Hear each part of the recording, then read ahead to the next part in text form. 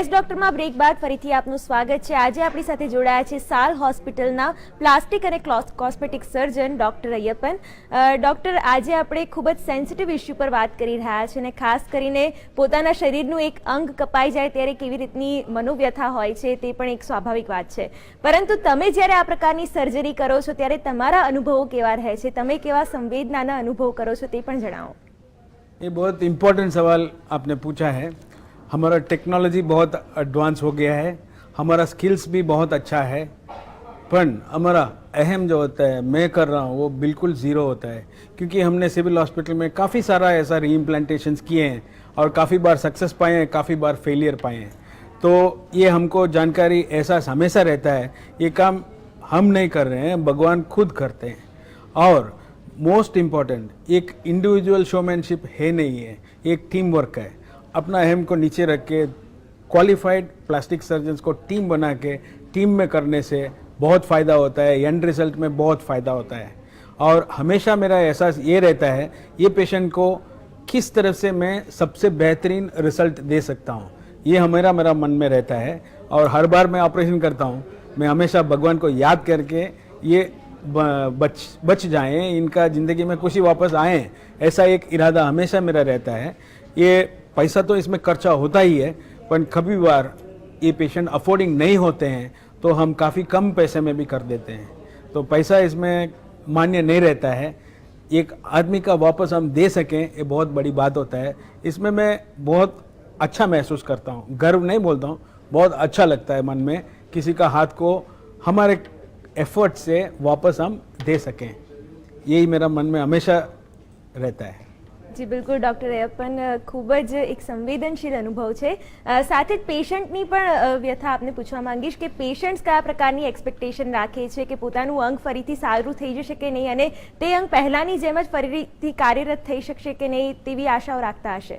बिल्कुल, एक important factor ये रहता है, हम प्लास्टिक सर्जन्स आम जाना जाते हैं कॉस्मेटिक सर्जरी के लिए, किसी को नाक को अच्छा कर दिया, किसी को चेहरा को अच्छा कर दिया, किसी को अच्छा पतला कर दिया या कोई अंग को बहुत अच्छा किया। पर वास्तविकता में देखें तो ये पेशेंट्स को हम ऑपरेट करते हैं तो काफ़ी बार ऐसा होता है हम किसी को ये बात बता भी नहीं सकते हैं और कोई फ़ोटोज़ बता नहीं चाहते हैं, और पेशेंट भी नहीं चाहता है ऐसा एक अनुभव उनसे हुआ है और उनका फ़ायदा हुआ है, एक खुलम नहीं बोलते हैं आज का स्थिति में। पर जब भी रिकन्स्ट्रक्टिव सर्जरी करते हैं ये पेशेंट भी बोलता है और वो भी खुशी खुशी सबको बताता है ऐसा सर्जरी हुआ है, यहाँ हुआ है, ये डॉक्टर ने किया। ये बहुत बड़ा फ़र्क है एक प्लास्टिक सर्जन के लिए, अपना जो एफर्ट्स रिकग्नाइज होता है पब्लिक में। ये रिकन्स्ट्रक्टिव सर्जरी ऐसी चीज़ है जो भी पेशेंट को मिलता है वो बहुत खुशी होते हैं। और हम पेशेंट के साथ और पेशेंट के रिलेटिव के साथ जब काउंसलिंग करते हैं बहुत ट्रांसपेरेंट रहते हैं, बहुत क्लियरली बताते हैं क्या हो सकता है क्या नहीं हो सकता है, कितना कॉस्ट होगा, एक कास्ट जो हमने कमिट किया उसके ऊपर एक पैसा भी नहीं चाहें, कितने भी हमारा मेहनत एक्स्ट्रा लगे वो हम ध्यान रखते हैं। और मेन चीज़ ये है जब भी मैं माइक्रो सर्जरी करता हूँ, कोई भी छोटी अंगुली जोड़ता हूँ या हाथ जोड़ते हैं, हाथ जोड़ना बहुत ईजी होता है, ये लेवल में आर्म जोड़ना बहुत ईजी होता है, पर इसका प्राइसिंग ज़्यादा होता है। काम तो बहुत ईजी है, ये लेवल में जोड़ना बहुत आसान है पर उसका पैसा ज़्यादा है। पर एक उंगली को जोड़ना जो बहुत मुश्किल होता है उसका कॉस्ट बहुत कम हॉस्पिटल में भी तय करते हैं, ये समझते नहीं है। ये छोटे चीज़ को जोड़ने में बहुत ज़्यादा एफर्ट और बहुत मेहनत लगता है, तो कॉस्टिंग फैक्टर एक अलग चीज़ हो जाता है। और हम ये माइक्रो सर्जरी रिकन्स्ट्रक्शंस करने में जितना एफर्ट, जितना कंसंट्रेशन, जितना घंटे लगते हैं वो बहुत कम कॉस्मेटिक सर्जरीज में होते हैं। ऑन द होल ये बहुत सेटिस्फाइंग एक्सपीरियंस होता है पेशेंट के लिए भी और डॉक्टर्स के लिए भी। जी बिल्कुल डॉक्टर, पेशेंट वापस जाते हैं हाथ लेके वो जो खुशी मिलता है वो अमूल्य है। जी बिल्कुल डॉक्टर, आ साथे ज एक दर्शक मित्र जोड़ाई गया है, पोताना आ प्रोग्राम विशेना मंतव्य रजू करवा मांगे छे। जी दामोदर भाई, जणाવો શું જણાવવા માંગો છો? First of all let me congratulate GSTV. हम जीएसटीवी को कंग्रेचुलेट करना चाहते हैं क्योंकि ये इतना very efficient and expert doctor को हमें इंट्रोड्यूस कराया। First time such a program we are listening. Thank you very much doctor Ayyappan, thank you very much, you are explaining in such a nice manner. Even आम आदमी, हम तो उसके बारे में कुछ मालूम नहीं है, लेकिन आपने जैसे उसे सिखाया दिखाया, we are very thankful to you. there is a proverb that God cannot be on the earth. So your hands are being run by God. Thank you very much. Very true. And GSTV, thank you very much. Thank you. બિલકુલ જી બિલકુલ Damodarbhai thank you so much for the best wishes doctor હવે આગળ આપને પૂછવા માંગીશ કે શરીરના બીજા કયા કયા અંગોને ઇમ્પ્લાન્ટ કરી શકાય છે बहुत अच्छा सवाल है। ये इसको जवाब देने के पहले एक और इम्पोर्टेंट चीज़ बोलता हूँ। जब ये पेशेंट आते हैं ऐसा कटा के, उनको हम काउंसलिंग बहुत इम्पोर्टेंट है। पेशेंट को कभी आशा हम ज़्यादा नहीं देते हैं। हम ये बिलीव करते हैं अंडर प्रॉमिस और ओवर डिलीवर, यानी आप हमेशा कम प्रॉमिस करो। पेशेंट को हम चौख्खी ये बता देते हैं ये जोड़ने में ये हाथ सर्वाइव होगा, उसका चांसेस 50% से कम है। क्रश इंजरी होता है तब उसमें ना बराबर। रिसेंटली डॉक्टर पेतानी जो जनरल सर्जन है, उन्होंने मेरे को एक केस का रेफ़र किया। मैंने बोला छोटा बच्चा है, उसका अंगूठा जो चिल्ली अंगूठा है वो डिस्टल फैलेंक्स लेवल में क्रश हो गया है, उसको आप वापस जोड़ सकते हैं। तो मैंने बहुत क्लियरली ये समझाया अब ये कर सकते हैं, पर इसका जो रिजल्ट है क्रश इंजरी में लिटिल फिंगर में डिस्टल पार्ट में उसका फ़ायदा ना बराबर है। ये समझ के पेशेंट ऑपरेट करने आए तो हम करें, नहीं तो उसका रिकन्स्ट्रक्टिव सर्जरी के यूज़ करके, उसका स्किन को यूज़ करके, उसका नेल को यूज़ करके वापस अंगुली जैसा बना सकते हैं। ये भी एक बेटर पॉसिबिलिटी है। और ये भी हम बताते हैं जो डिस्टल एम्पुटेशंस होता है उसमें भले अंग जुड़े हैं, पर रीपरफ्यूशन इंजरी के वजह से या कोई और अकस्मात के वजह से पेशेंट का जान का खतरा हो, जो जोड़ा हुआ हाथ को निकालना भी पड़ता है। और कभी कभी ये डिस्टल फैलेंक्सेस, डिस्टल फिंगर्स का बात करता हूँ, ये नसें इतना पतला होता है, खास करके वेन्स, और ये इमोशन से भी अफेक्ट होकर स्पैसम में जा सकते हैं। दूर से कोई सिगरेट पीता है, वो सिगरेट का धुआं से भी वो स्पैसम में जा सकते हैं। तो इतना दिन का मेहनत ऐसे ही निकल सकती है।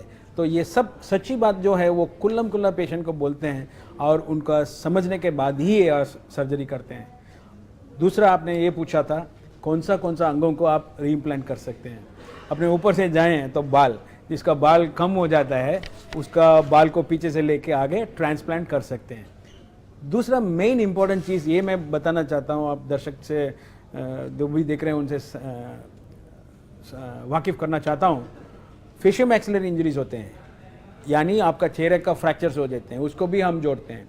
तब हर बार मेरे को देखना मिलता है उनका दांत कहीं रोड में गिर जाता है। हर एक मित्र ये प्लीज़ जानिए, ये दांत को आप वापस लेके आएंगे तो वो दांत को हम इमीडिएटली वापस लगा सकते हैं। और आपको मालूम है एक नकली दांत लगाने के लिए लाखों रुपया खर्चा होता है, और वो कभी आपका खुद का दांत जैसा कभी हो ही नहीं सकता है। तो जब भी दांत मिले, हमने ऐसा भी किया है, फेशियोमैक्सिलरी इंजरी करने के बाद पेशेंट को खुद बेचते हैं, जाके ढूंढ के लेके आओ, 2 घंटे हो भले 3 घंटे हो, वो जगह में जाके वापस रिट्रीव करके आते हैं और उसको वापस लगा सकते हैं। और इसको कैसा सेव करना है वो भी बहुत इंपॉर्टेंट है। जब आपका दांत गिर गया उसको सलेवा में लेके एक डब्बा में, सलेवा यानी आपका थूक, वो डब्बा में डाल के उसमें दांत को रख के लेके आएंगे, ये बेस्ट मेथड होता है। वो नहीं है तो दूध में डाल के लेके आएँ या सिंपल पानी से भी लेके आएँ, उसको मॉइस्ट रखें और उसको हम क्लीन करके वापस दांत को वापस लगा सकते हैं।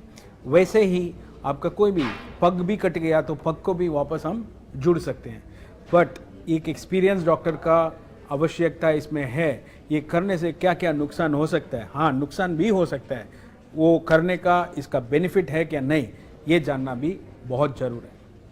જી બિલકુલ ડોક્ટર અયપ્પન, આગળ પણ આપની સાથે જોડાયેલા રહેશું, માહિતી અને માર્ગદર્શન મેળવીશું, પણ યસ ડોક્ટરમાં સમય થઈ ગયો છે વધુ એક વિરામ લેવાનો, લઈએ એક વિરામ।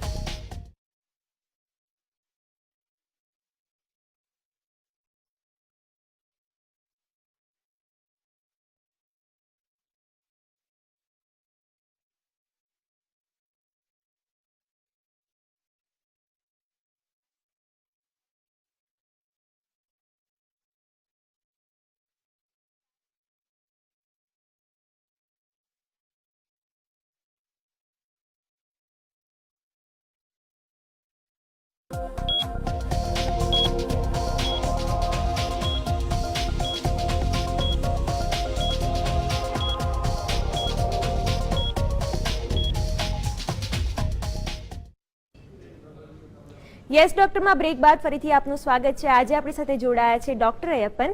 ડોક્ટર, હવે આપને પૂછવા માંગીશ કે આ સર્જરી તો ખૂબ જ કોમ્પ્લિકેટેડ હોય છે, પરંતુ આફ્ટર સર્જરી કઈ કઈ બાબતોનું ધ્યાન રાખવું પડે છે અને સાથે સાથે આફ્ટર સર્જરી કઈ કઈ પ્રોસેસ ફોલો કરવામાં આવે છે તે વિશે પણ જણાવો. बिल्कुल, जब सर्जरी करते हैं तब ये बहुत ज़रूर है, जो बंदा सिगरेट स्मोक करता है या कोई भी टबाको का इस्तेमाल करता है, हम हमेशा सिगरेट पीते हैं बोलते हैं, पेशेंट ना बोलते हैं, फिर बाद में वो टबाको चबाने लगते हैं. कोई भी टबाको का चीज़ बहुत हानिकारक होता है, वो डायरेक्टली वेसल्स को स्पैसम में ले जाता है और जो एनास्टोमोसिस फेल हो जाता है. कोई साइड में भी बैठ के बीड़ी सिगरेट पिए तो वो भी वेसल्स को डिस्ट्रॉय कर सकते हैं. तो और पेशेंट का मन स्थिर रहना चाहिए और हैप्पी रहना चाहिए, ज़्यादा दुखी नहीं होना चाहिए, ज़्यादा इमोशनल नहीं होना चाहिए. ये सब हम पेशेंट को समझाते हैं. और उनका जो इमीडिएटली आफ्टर सर्जरी जो रूम रखते हैं वो क्वाइट और पेशेंट का अननेसेसरी मूवमेंट्स नहीं हो या अननेसेसरी नॉइज़ नहीं हो, अननेसेसरी पेशेंट को शिफ्ट नहीं हो, ये सब हम बहुत ध्यान रखते हैं. और उसका जो ड्रेसिंग्स है वो बहुत इम्पॉर्टेंट है. कितने भी अच्छा माइक्रो सर्जरी कर दिया और ड्रेसिंग का आपने असिस्टेंट के पास छोड़ दिया या कोई ओटी स्टाफ को छोड़ दिया या जिसको दे दिया जो बराबर उसको ख्याल नहीं रख सकते हैं, तो पूरा सर्जरी वेस्ट हो जाता है. तो ड्रेसिंग भी इतना ही इम्पोर्टेंट होता है. उसके अलावा उसका मॉनिटरिंग, हर बार हम देखते हैं वो वेसल्स हमने एनास्टोमोस किया वो फंक्शनल है क्या नहीं, और जब नहीं होता है उसको वापस ओटी में ले जाके वापस प्रोसीजर करके उसको वापस चालू करना होता है.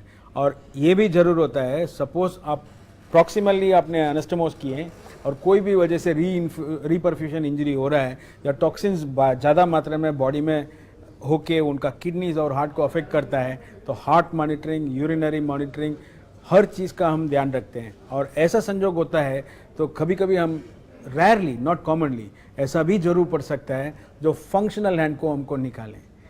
ये मेजर रीइम्प्लांटेशंस में बहुत ध्यान रखना चाहिए. पेशेंट का जान बहुत कीमत है उसका अंग से, तो ये सब ध्यान रखना बहुत ज़रूर होता है.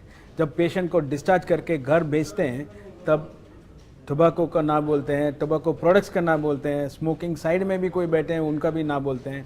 और पेशेंट का मॉनिटरिंग खुद जो सर्जन ऑपरेट किया उनसे ही करें, वो भी हमारा इम्पॉर्टेंट इंस्ट्रक्शन होता है. जैसे ये पेशेंट है, साल हॉस्पिटल से उनका गांव जाना है, तो जो ट्रांसपोर्टेशन मैकेनिज्म है वो जितना शॉक नहीं दें, ज़्यादा मूवमेंट नहीं करें, वैसा ले जाना बहुत ज़रूर है. तो ये सब फैक्टर्स को हमको बहुत ध्यान रखना ज़रूर है. और इमीडिएटली पोस्ट ऑपरेटिव और at the time of surgery, जैसा हमने एनास्टोमोस कर दिया तब हम हेपेरिन देते हैं. ये हेपेरिन क्या करता है, ब्लड का थिन करता है. इसके अलावा एस्पिरिन आधा टैबलेट देते हैं 120 मिलीग्राम्स के आसपास, जो ब्लड को पतला रखता है. तो इससे haemorheology, the movement of vessels, blood in the blood vessels बहुत फैसिलिटेट होता है और सर्कुलेशन बेहतर होता है. ये पेशेंट में हमने हाइपरबैरिक ऑक्सीजन यूज़ नहीं किया क्योंकि इसमें क्रश एलिमेंट ज़्यादा नहीं है, ना बराबर है. सपोज क्रश इंजरी का एलिमेंट भी इसमें ऐड हो जाए तो ज़रूर हम हाइपरबैरिक ऑक्सीजन थेरेपी भी यूज़ करते हैं. ये सुविधा साल हॉस्पिटल में अवेलेबल है. या एनास्टोमोस करने के बाद कोई भी वजह से ऑक्सीजन सैचुरेशन अच्छा नहीं होता है, जैसा हम मॉनिटर कर रहे हैं, आप मॉनिटर में देख रहे हैं 99, 98 आ रहा है, तो चिंता नहीं है. पर कम होता है तो हम हाइपरबैरिक ऑक्सीजन यूज़ कर सकते हैं. ये फैसिलिटी एक ऐड ऑन फैसिलिटी है जो सर्जन को हेल्प करता है. एक अच्छा सर्जन का ये जरूर है कब कौन सी चीज़ को यूज़ करना है, ये बहुत अगत्य वस्तु है. और ये सब फैक्टर्स को ख्याल रखें. Most important at the time of surgery, जब आप and at the time of injury, किस टाइप का इंजरी होता है.